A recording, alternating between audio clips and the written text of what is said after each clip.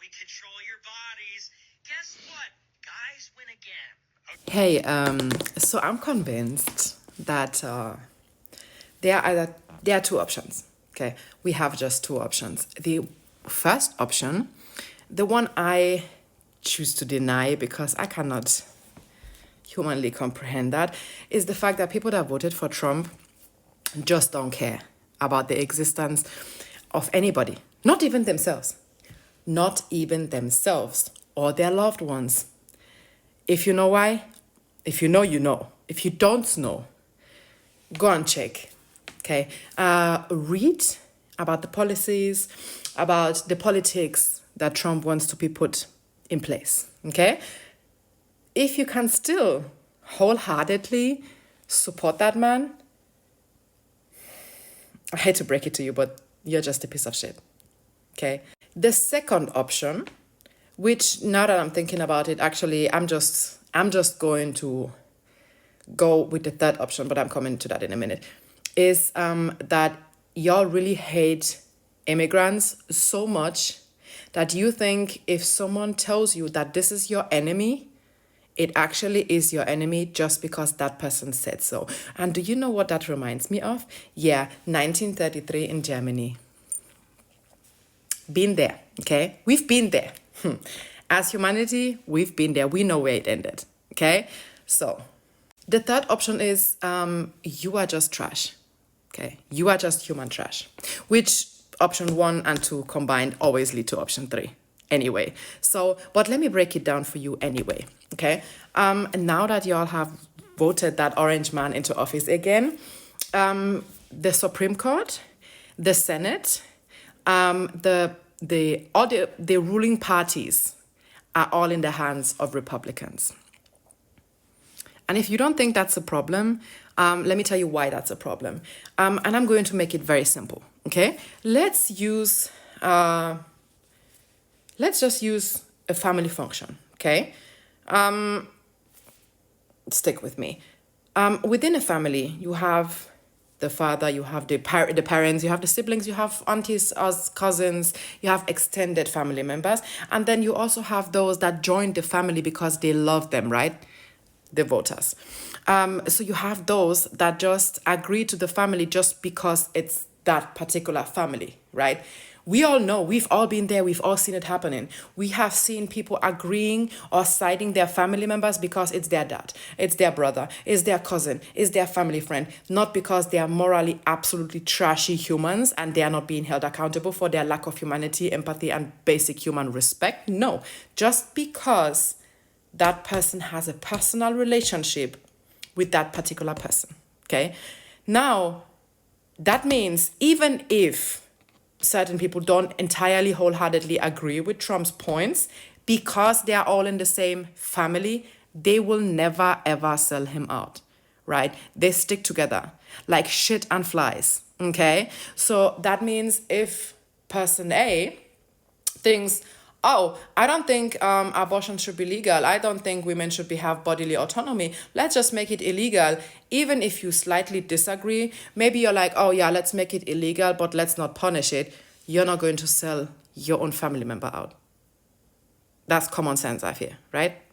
So, that being said, this can be stretched even further because since the Supreme Court is also in the hands of Republicans, it gives even more power to basically police violence for one. It also, because who appoints the jury? Exactly. So now we have every deciding factor of a political institution in the same hands, which in my personal opinion, under a democracy, should never be legal. But America, greatest nation in the world, right? Yeah. So since all of them share the same mindset and they are all sharing similar interests, they have each other's back. Meaning from the Supreme Court to the Senate, to every deciding aspect of that system, it's all in the same hands, all in the same family. Therefore, there is no more neutral basis. There is nobody to stop something because there is no opposing party. There is nobody that disagrees with those values that has enough power to stop anything from happening. Y'all really do not fucking understand how dangerous this entire situation is. And y'all don't really understand because one, what I said in the beginning, and secondly, what I said, point 3. So for all, because let's be very clear, okay?